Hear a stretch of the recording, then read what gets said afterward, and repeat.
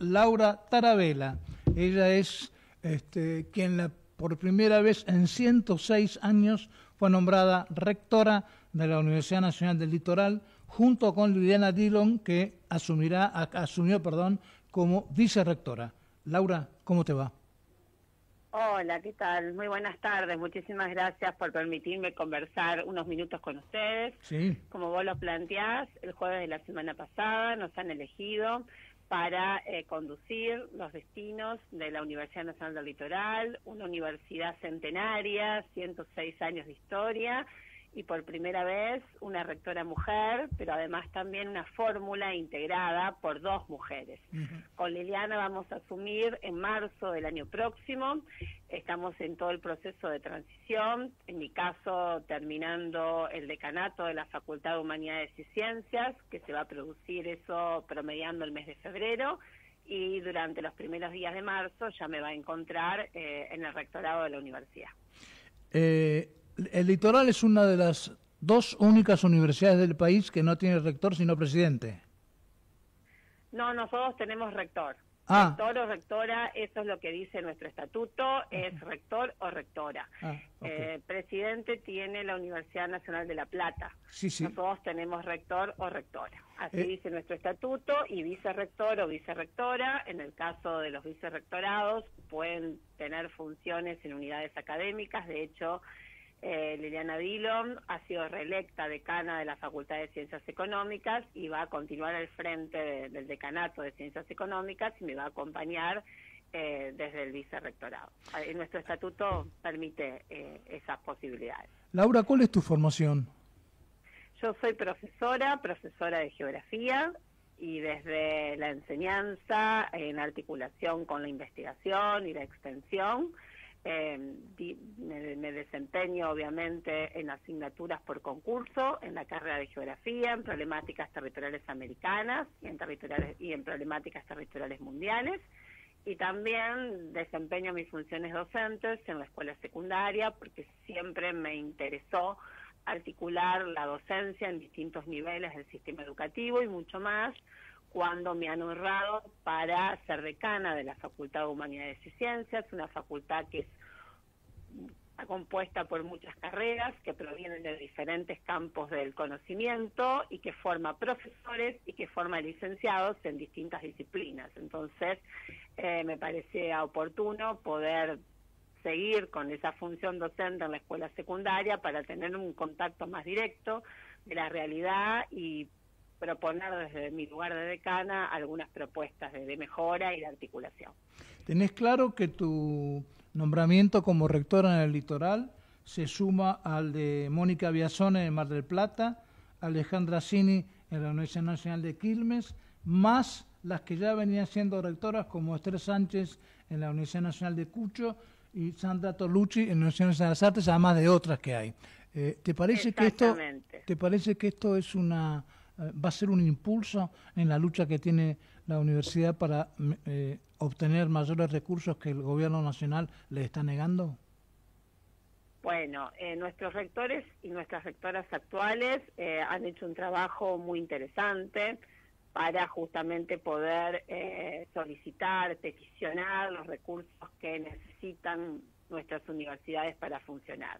Nos sumaremos, como vos bien los planteás, a ese nuevo reclamo, a esa nueva petición, con mucho diálogo, con escucha, habilitando los canales de conversación, porque consideramos que la educación superior es una herramienta potente de transformación social, es una herramienta muy potente para poder justamente mitigar las desigualdades.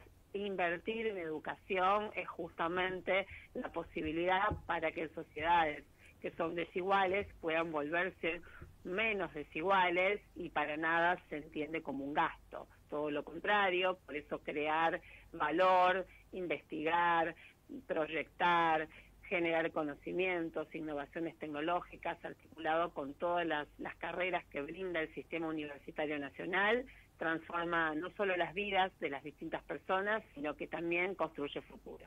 Tarabella, ¿te parece que la crisis presupuestaria que se está viviendo en las 75 universidades públicas como consecuencia de que el Ejecutivo cortó los recursos y en muchos casos los cortó de cuajo totalmente en algunas universidades, eso está haciendo que se modifique el modo en la transmisión del conocimiento, en el sentido de que, como hay otras prioridades, la transmisión del conocimiento se corre a un costado y se cambian los modos. ¿Te parece que es así?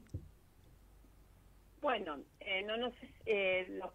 lo que ocurre es que cuando se interrumpen los procesos o los proyectos de inversión y de formación, luego cuesta mucho tiempo volver a recuperarlos.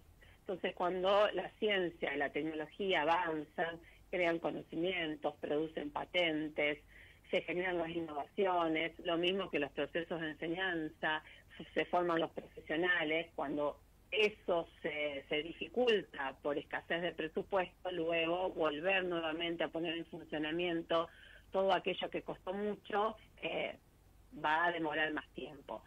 El conocimiento avanza a ritmos muy agigantados o cada vez más rápidos, entonces eso también en los tiempos actuales nos va a llevar y nos lleva justamente a repensar y a replantearnos acerca de las formas de enseñar y de las formas de aprender. Justamente esto implica qué es lo que debemos enseñar en nuestras aulas universitarias, ya sean las aulas físicas o en las aulas virtuales, porque luego de la pandemia lo que pudimos recuperar es un profundo aprendizaje en torno a cómo esas situaciones inesperadas nos obligó a continuar enseñando y a continuar aprendiendo, investigando y gestionando en formas totalmente distintas de cómo lo veníamos haciendo. Entonces son momentos muy oportunos como para seguir justamente reflexionando, repensando nuestras propuestas académicas, la duración de nuestras carreras de pregrado y de grado, ayornarlas a las necesidades y a las demandas actuales, cuáles son aquellos conocimientos que efectivamente son requeridos en estos momentos y fundamentalmente colaborar, profundizar, apuntalar una misión que es fundamental de las universidades, que es la formación del juicio crítico y del pensamiento crítico. Eso no puede adquirirse en ninguna pantalla, a través de la inteligencia artificial o a través de una tecnología, sino que justamente se adquiere en las aulas universitarias. De qué forma se piensa, cómo se lee, de qué manera, cómo interactuar, cómo debatir, cómo discernir una posición de otra posición, cómo construir ciudadanía. Eso es uno de los elementos y uno de los aspectos que nuestras universidades tienen que seguir justamente consolidando. Precisamente lo que decís, recordás que apenas estalló la pandemia, la UNESCO dio ese famoso documento 3x1, en el sentido que aquellos países que dejan de invertir o reducen la inversión educativa y sobre todo en ciencia y técnica, pierden, para recuperarlo después cuesta 3 años. En el caso argentino es más, porque este es el segundo año de los recortes presupuestarios. Pero al margen de esto, que ya está dicho y todo el mundo lo conoce, es muy interesante lo que contás acerca de la creación de pensamiento crítico que retoma los pilares básicos de la documentación, de la impronta, de lo que dejó el legado de Paulo Freire, del mexicano Pablo Latapí, de tantos tipos que insistieron en la creación del pensamiento. Me acuerdo de Elio Jaguaribe, el sociólogo brasileño. Bueno, en fin, hay muchos.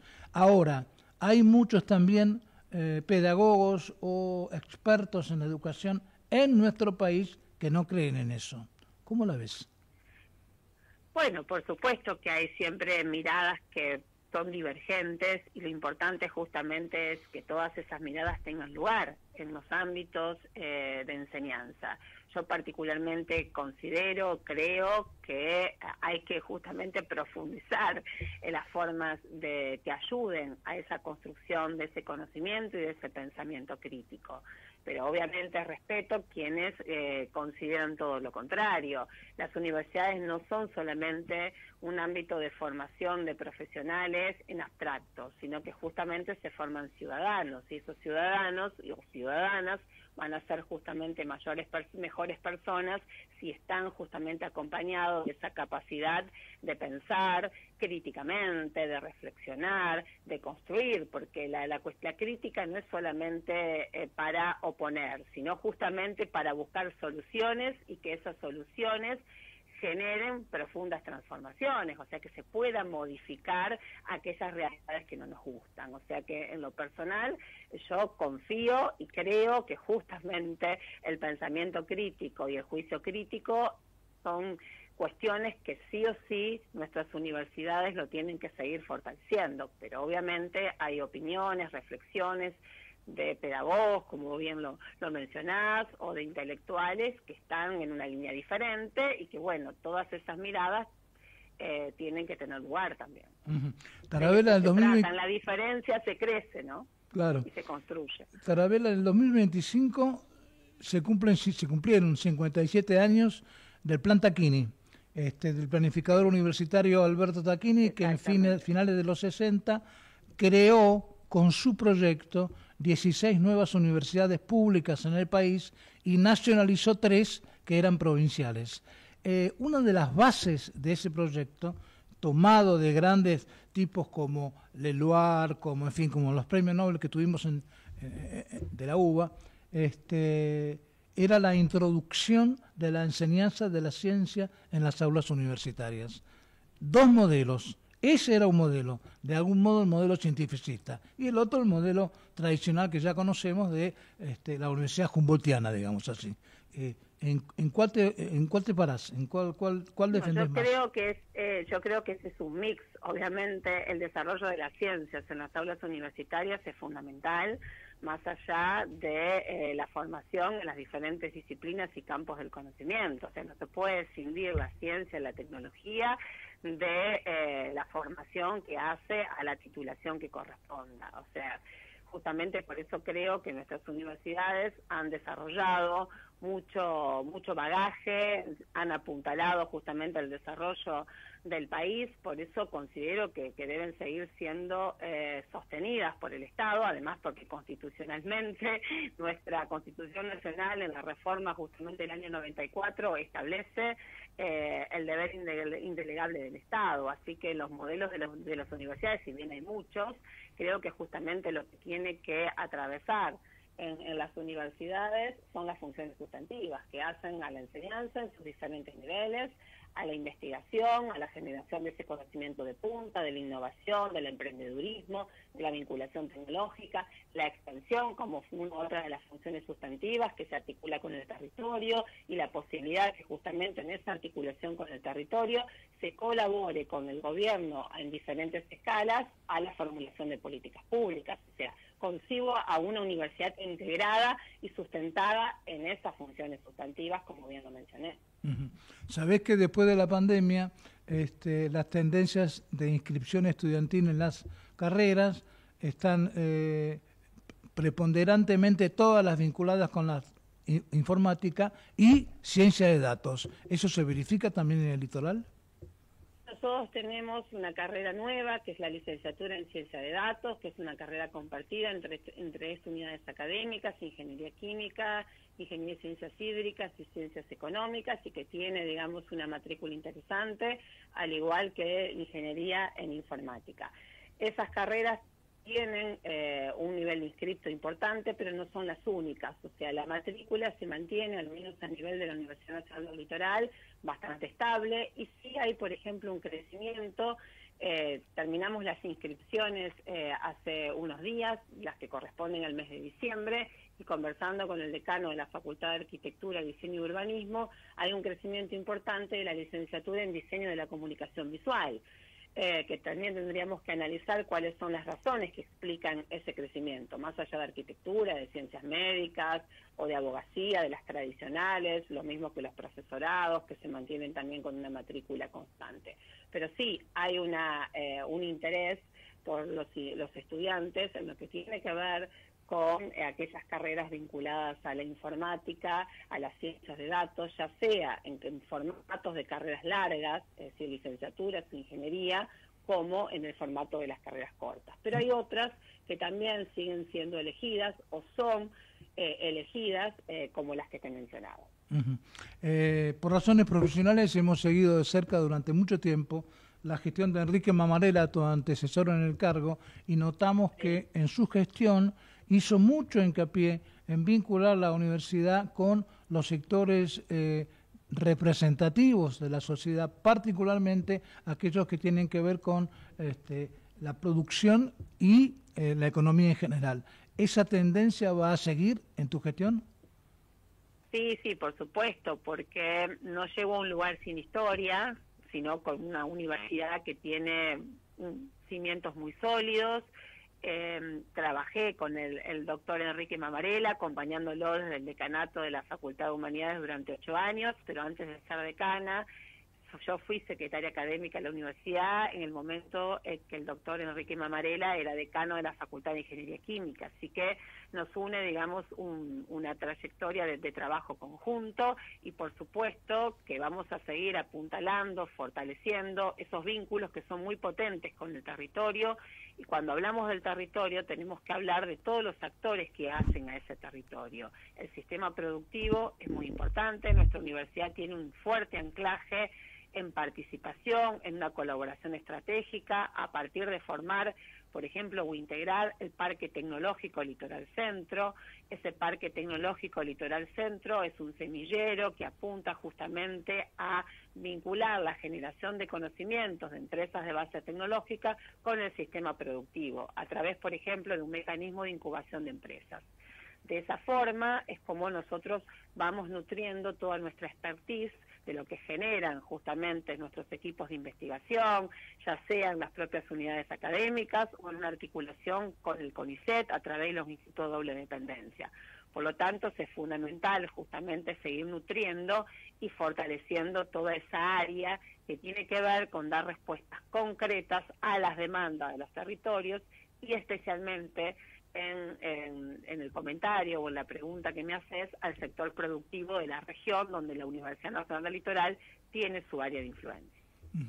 Laura Tarabella, un gusto hablar contigo, y tener en cuenta que estos micrófonos están a disposición de ustedes cada vez que quieran difundir las importantes actividades que hace la Universidad Nacional del Litoral. Bueno, muchísimas gracias por la conversación, por tener siempre presente a nuestra Universidad Nacional del Litoral, una universidad que tiene 10 facultades, 3 centros universitarios que están diseminados por el centro norte de la provincia de Santa Fe, en Rafaela, en Sunchales, en Galvez, en Reconquista Avellaneda, sus facultades en la ciudad de Santa Fe y en la ciudad de Esperanza, pero además tiene escuelas preuniversitarias, el parque tecnológico que hice mención, una fuerte articulación con los institutos de doble dependencia, así que es una universidad que tiene una fuerte impronta regional, tal como su nombre lo indica, Universidad Nacional del Litoral, y bueno, así que a disposición para las consultas y los comentarios, y predispuesta siempre para poder atenderlos. Así que muchísimas gracias. Un abrazo grande y feliz Navidad. Gracias, felicidades para todos ustedes. Buenas tardes.